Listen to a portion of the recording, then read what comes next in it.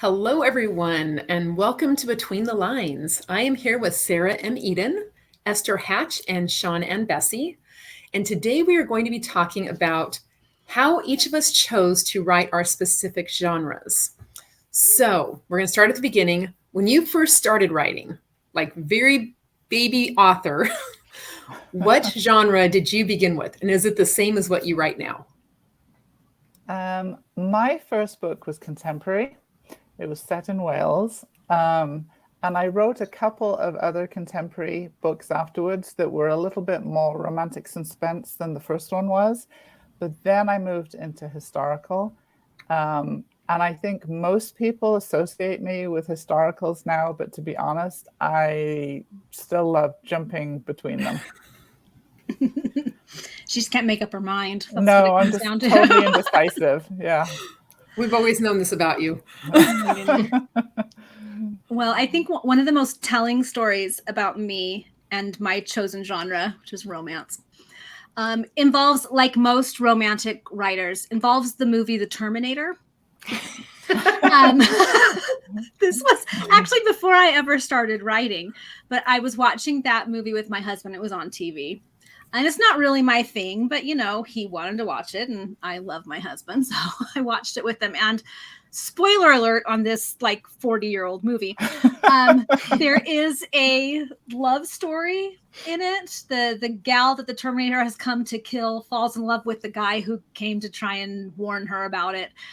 And despite everything that was going on, that was the plot line I was most interested in. And again, spoiler alert, he gets killed. And I was so upset. I stormed out of the room and refused to finish watching the movie. I've never finished watching it. I was so mad. And my husband was like, what is going on? And I was like, they killed off the love interest. They can't do that. They have worked so hard to be together. They have to be together. It has to have a happy ending. And he says, Sarah, this isn't a romance. I had a moment where I thought, every story should be a romance. And I think that just tells you this was always what I was meant to write. If I can get that angry about the love story in The Terminator, I probably should be writing romances. So clearly. That's so fabulous. I think when I started writing, I used to read all of those like little, those YA books that were just right as you started getting interested in romance. Those were my favorite, you know, the little teenage love stories and stuff. And that's what I was going to write. I'm like, all right, this is what I'm going to do. It's what I read all the time. And as I tried to put stories together, sports and suspense came out almost every single time. Like I just could not do it. So that's, I'm definitely not writing what I thought I would end up with. That's so funny. Like I am dying at the Terminator story. Like, seriously. Because we all get it, I think. Anyway, I totally get it. I'm like, yeah, that is the most important part of the story. Right? So my very, very first novel was a fantasy novel. I love reading fantasy. I love reading a lot of things. So, but it was definitely a romantic fantasy, a romantasy, if you will. And it's like a real thing. I didn't just make that happen. But it was I was totally going to credit you. I was too. No, the Terminator is not a romantasy. It's just it is not. Time travel robot movie. But mine was mine was definitely like the key thing that I thought would keep the people coming back was the romance. And I finished it. It's super rough. I changed my magic system a little bit halfway through, or at least like not my magic system, but like how they dealt with it. And all these problems with my world building. And I was just like, I do not want to fix a single thing of that, but I'm so sad that my romance is not going to be told to the world. And so I had been a little scared of historical romance. It was another genre I just loved, like one of my favorite things to read. But I was scared of the rules of society and all the things I was going to have to learn. And the funny thing I learned writing fantasy is that you actually have just as many rules and you still have to follow them, but it's actually maybe more work to make those rules than it is just to research those rules. So it kind of gave me the confidence to say, you know what, I think I can write in a historical world and do my best to follow, like do the research and follow what they want. And then I can have my romance stories told, actually. So There you go. Yeah. So, all right, now anyone who knows me can attest to the fact that the word research will make me run for the hills. So all three of you write historical. So how did you first make that choice? I mean, wasn't it scary? Like this, you guys, you have to do research. Sarah, I know you love research, but some of us don't. I feel like my first historicals, they were loosely based on events in my family history. And so I just loved having the opportunity to learn more about what life was like for them, learning what it was like to have to go down into the coal mines. Wales is far enough north that in the winter, it's dark by 4 o'clock and it doesn't get light until about 9 o'clock in the morning. And so in the winter, these people, they would go to work in the dark. They would come out in the dark. They didn't see light for a long, long time. And yet they're known for being amazingly cheerful, for their male voice choirs. They were always singing. And so for me, it was an opportunity to share part of that heritage. And so doing the research is easier if you have a personal investment in it.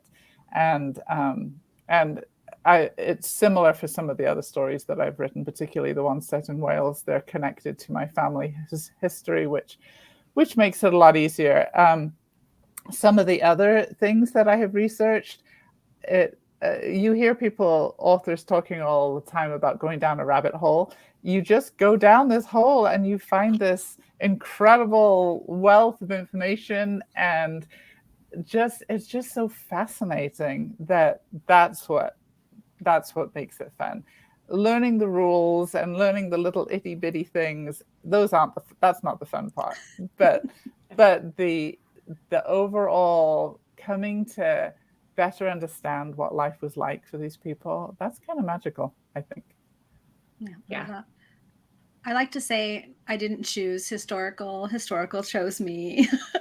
Like I don't think I could have written anything else. I like to read both historical and contemporary, but the stories that I'm most drawn to tell are based in history. They just are. And I was an amateur historian long before I was a writer. So for me, it kind of was just a convergence of two passions I already had, history and romances, even in movies like The Terminator. I just was obsessed enough with both of those things. And where they meet is historical romance. And that's just my happy place. I've tried writing other things, and that's always what I come back to. Yeah. So like, I feel like for me, like I was saying, with all the rules being hard, I thought, but actually it's one of the reasons I love historical is because there's part of me that feels like in contemporary, where are the rules? Like, who's stopping these guys from just kissing and being together? But whereas in historical times, that was a lot harder to do. It just was. And so I kind of love that aspect of writing in historical, in the historical genre. It's a fun way to write romance for sure. Okay, well, as a follow-up question, how do you each choose which time period you want to write in? Well, I have tried writing contemporary and immediately found myself questioning every decision I've ever made in my life. I've seen you in those moments. It wasn't pretty. I can do it. I have done it, but Yes, I don't and love well. it. And I think writing is hard enough that if you're not writing something you're enjoying, at least on some level, that's just misery. So I always come back to historical. It's what I love. In terms of what historical time period a particular book is set, that's generally decided either by the story I want to tell or some, like Sean was saying, some interesting tidbit of history I've come across that I want to explore a little bit more. So it's determined by one or the other of those things, and then I just run with it. Okay, so I am actually very proud of myself that a couple of my Dream's Edge series were written in a period before I was born. I know they still have a 19 at the front of it, and some people in this podcast may say that doesn't count as historical, but I am claiming it as historical, and that is my story. I'm sticking to it. Nice. It has to take place in a century I have not lived in. Yes.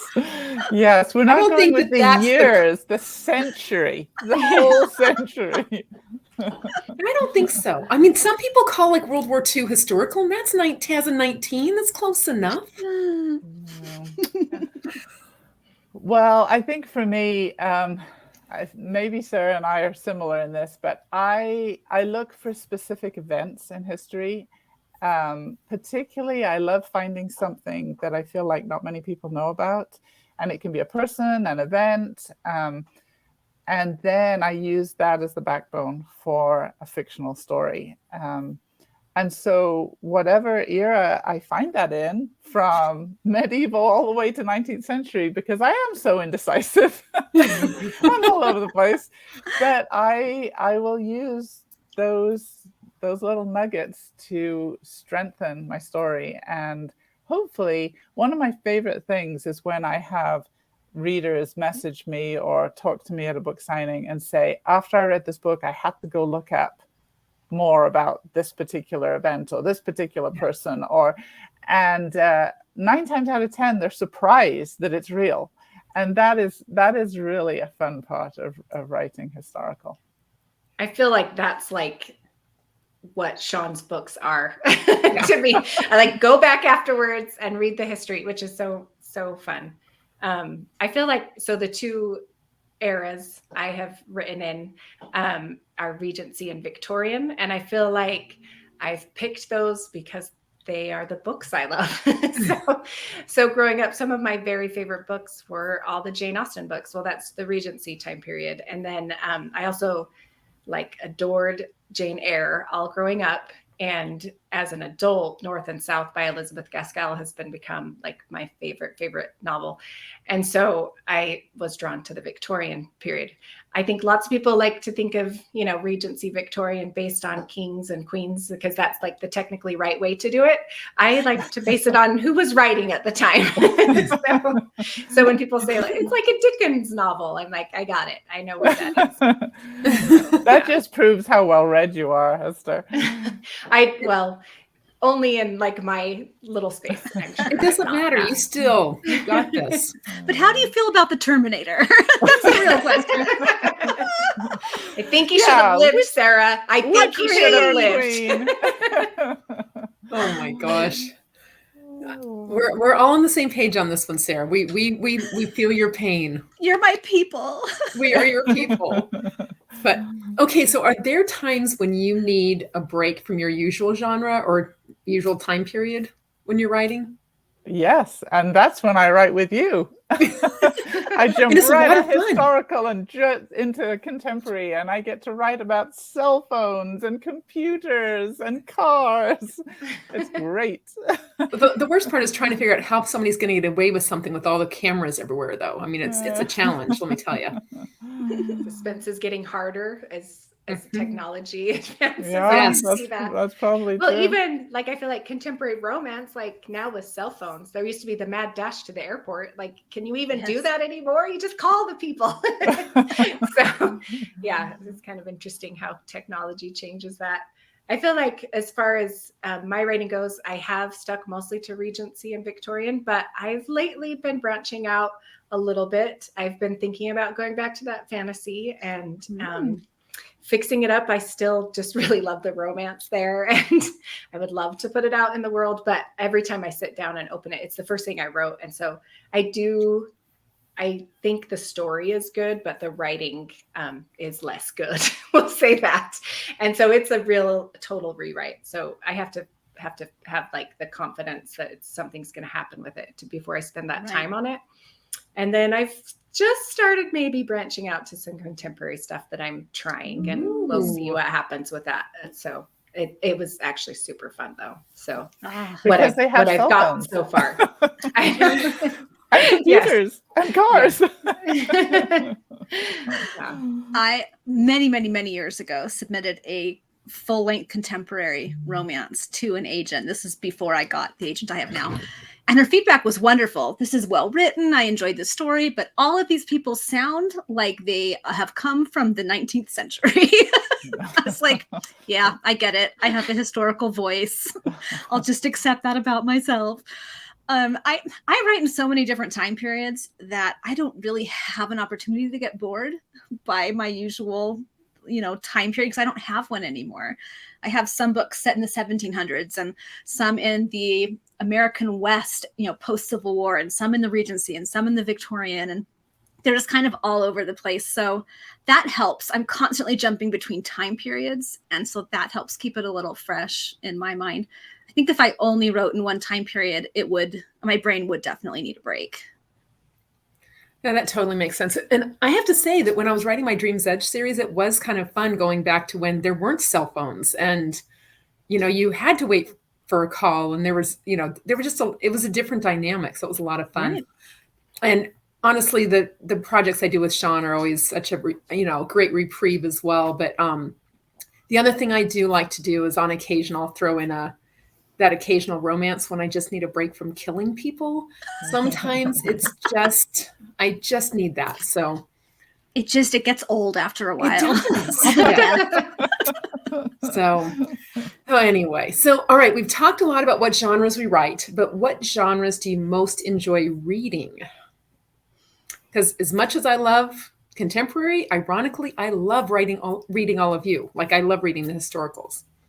That's fun. Yeah, like I feel oddly that as I've written more historical romance, I've started reading it less, unless it's for friends. I love reading my friends' books, and I now in this cool author world where I get to do that. But so usually lately I've been reading a lot of contemporary romantic comedy type books that make me laugh and feel like a total escape, and I don't have to compare myself to them. So that's nice. I still love fantasy, especially anything with like a strong romantic side, like so YA fantasy sometimes. And so I'm still really into that. I have a book club that makes me read things that I would never pick up, and I love that once in a while, so I feel like I like reading lots of different things, and I'm grateful. I still love it, even though I'm a writer, because sometimes that makes it harder, oddly. But yeah, I agree, Esther. Obviously I write in lots of genres, and so I read lots of genres, but I enjoy, if I want something that's completely relaxing, then a contemporary rom-com or romantic suspense for me is a really fun place to go. I do enjoy reading historical romance and historicals, but with how much writing we all do, I think most of us are in the same boat as you, Esther, where we tend to read each other's books and not be able to go much beyond that. But it is really fun to try something new, to try something different, especially if I've been writing a lot of historicals, then it's fun to read a contemporary. If I've been writing a contemporary, then it's fun to read a historical. It's just fun to have the variety. Yeah. Isn't it interesting how that part of being a reader changes when you're a writer? The genre you write in is less of a relaxing escape when it becomes what you write. Yeah. Because I love romances, I found, especially if I'm stressed out or bogged down with my own writing, I will almost always lean toward a contemporary romance because I still like the romance of it, but shifting away from historical, it's just a different part of the brain. Yeah. So I'd like to cheer Esther on her shift contemporary because I need more books to read. All right. Outside of that, I love historical nonfiction, just reading books about interesting things in history. Most of my audiobooks are biographies. I especially love when they're read by the person they're about because it's so interesting to learn more about people and their lives. And honestly, anything that will make me laugh. Those are my favorite books, the books that are funny. Almost doesn't matter what genre. If they'll make me laugh, then I'm all about that. I love it. Okay, so we're going to ask listeners. We would love to hear what your favorite genres are. And also, if you have a book to recommend, it's that time of year, we would love to hear. But also, if you have any topics you'd like to hear us discuss, we would love to hear that as well.